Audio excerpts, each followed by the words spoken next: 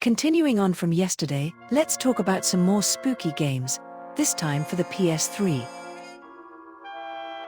This game is fucking terrible. It's not scary and it runs like shit. Check out the new reboot instead. It's almost as bad as Alien Earth, which sucked massive balls. This is the closest Batman has ever had to a horror game. The Joker takes over Arkham Asylum and you play as Batman to try and stop him. It has a lot of atmosphere, with stealth and some pretty horrifying redesigns of villains like Killer Croc, and the Scarecrow sections are creepy as well. Definitely worth playing because you feel like a badass with the combat system. It was also released on PS4. This is a port of the two Wii light gun games. You play with the Move instead of Wii controllers, otherwise it's basically the same game but in HD. This is an HD collection of Resident Evil Code Veronica and RE4. As far as my master knows, this is the only version of Code Veronica that can run on HD other than ports on PSN or Game Pass. It was only released in Asia, and this version doesn't even have an English option. What a waste of time.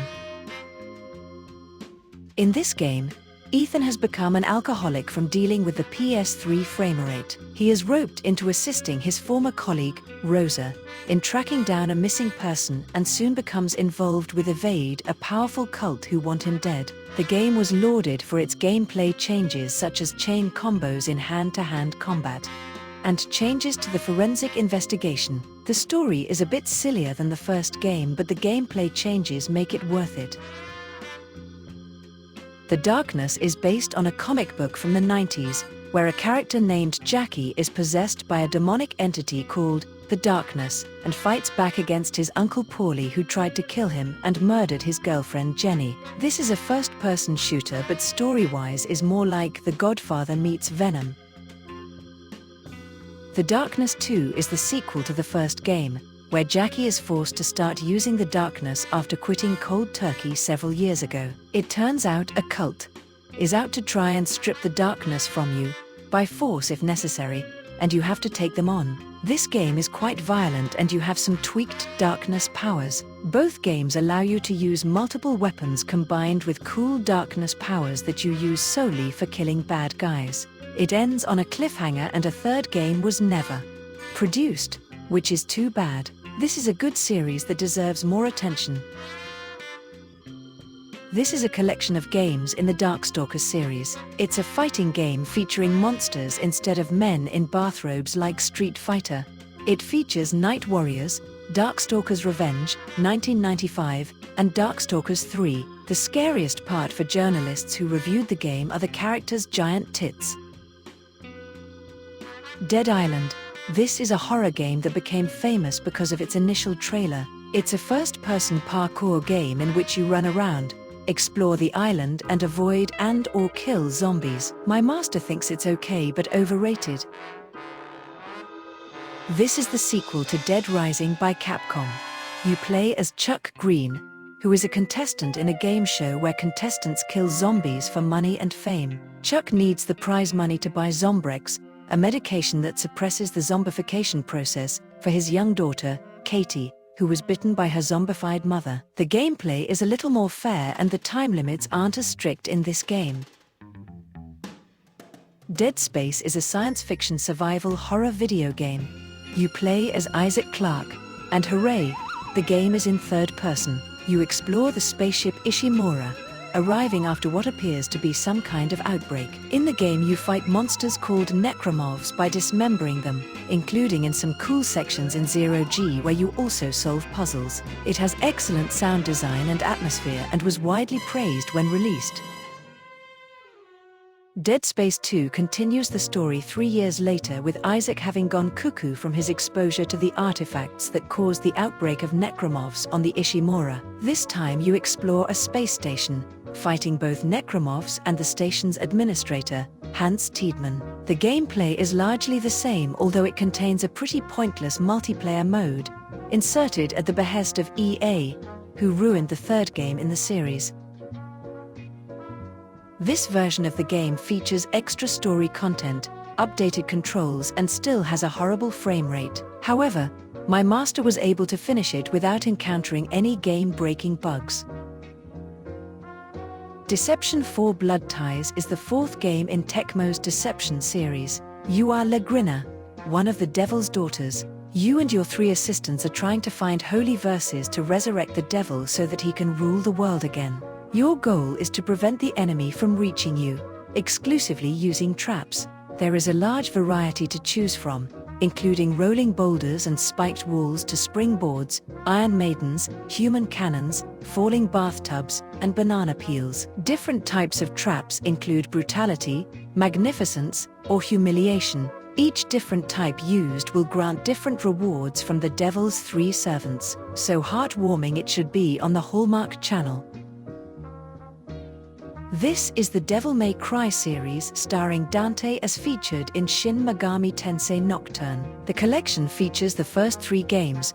They were also ported to the PS4.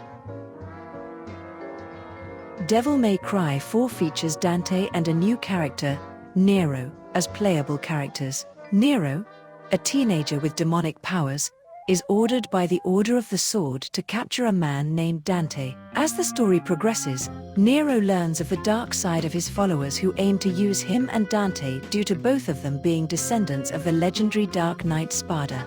One of the biggest complaints about the game was the backtracking. For example, you play as Nero from point A to point B, and then you take control of Dante who moves from point B back to point A. Even fighting bosses you fought as Nero again. My master agrees and felt the game was good, but pretty padded. It was also ported to the PS4 as Devil May Cry 4 Special Edition, which lets you also play as Virgil once again.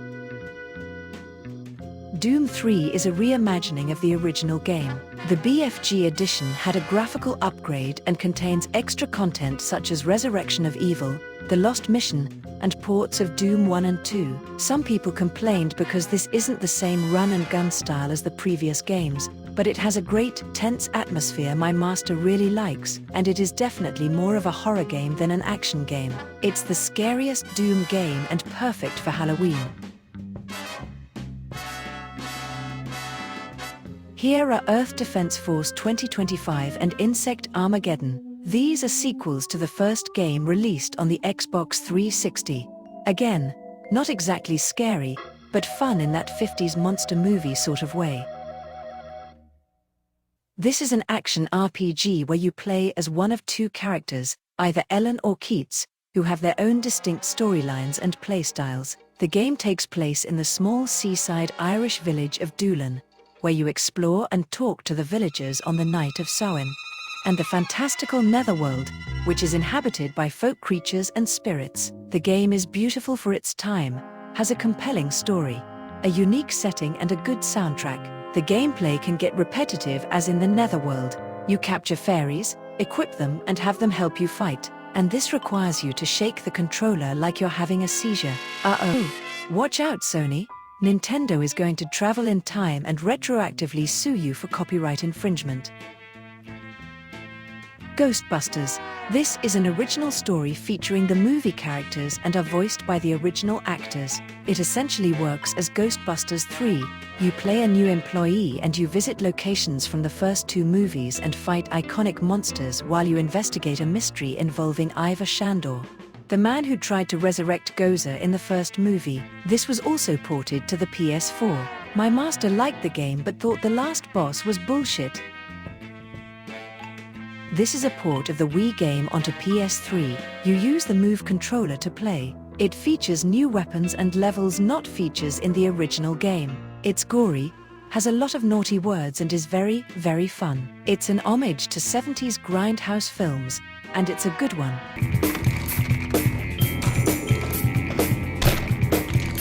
Shit, man, that ain't right.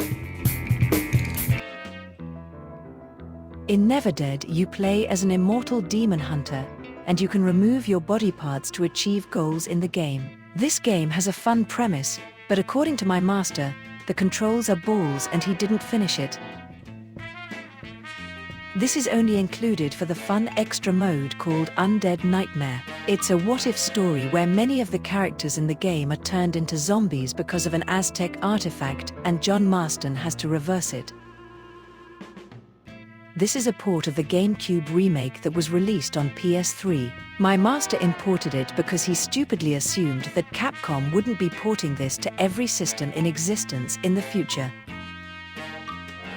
This is a spin-off game that mostly takes place on a cruise ship, similar to Cold Fear. It stars Chris and Jill from the first game, as they try to uncover the truth behind a bioterrorist organization that plans to infect the Earth's oceans with a virus. It's more exploration and puzzle-based, and harkens back to the old RE games in tone and gameplay. It was originally released on the 3DS, but my master thinks the PS3 version is more fun to play. This is a game by Suda51 and published by Electronic Arts. Who fucked it up? You play as Garcia Hotspur, out to save his girlfriend Paula from the Lord of Demons taken to the City of the Dead. You have a talking gun named Johnson, very subtle, and your health is restored by drinking alcohol, so it's a positive message for children. It has the same viewpoint and gameplay style as Resident Evil 4, which was the style at the time. My master thinks it's okay, but the gameplay isn't as fun as other Suda games. You play as Alex Shepard, a soldier returning from war, to his hometown of Shepherd's Glen and is looking for his missing brother. It has more of a focus on combat than other games in the series. The first Western-developed Silent Hill game, it's better than anything made by Bloober Team. Silent Hill Downpour.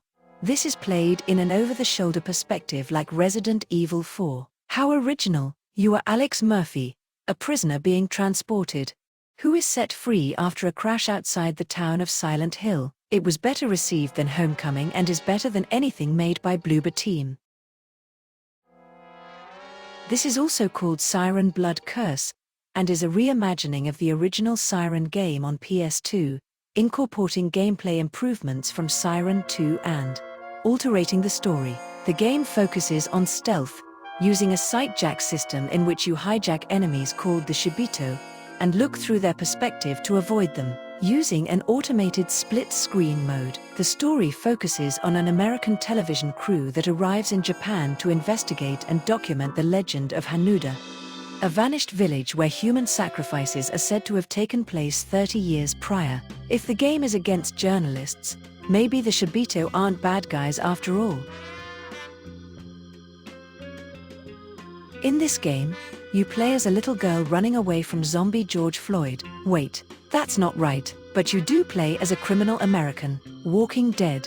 This is the first game in the Telltale series, based on the Walking Dead comics. You play as Lee, who is on his way to jail when you escape. You meet a girl called Clementine and make your way through the world during the beginning of a zombie outbreak. It was also ported to the PS4, where it doesn't run quite as badly. This is similar to Red Dead Undead Nightmare, in that it's a kind of what-if story. It's set in the Yakuza universe, after Yakuza 4, where a zombie plague breaks out in Kamaroko. The game is split in 4 parts, each focusing on a particular character like Yakuza 4. The real horror is the PS3 frame rate. Well, that's all of the spooky games my master wants to present for this year. He had grand designs of including the PS4, PS5 and Switch games this year, but was too lazy and didn't think of games he wanted me to talk about in time. The scariest part about October is his laziness. Oh well, hopefully next year. Happy Halloween! Happy Halloween.